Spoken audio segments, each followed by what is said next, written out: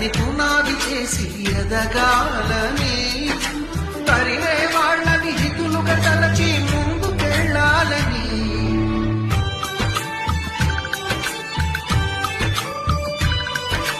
కన్నుల నీటిని కలల సాగుకై వాడుకోవాలని, కాచే నిప్పుని ప్రమిదగా మలచి కాంతి పంచాలని, గుండెతో ధైర్యం చెప్పింది, చూపుతో మార్గం చెప్పింది,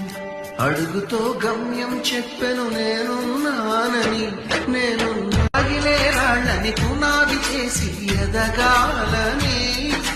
తరివే వాళ్ళని హితులుగా తలచి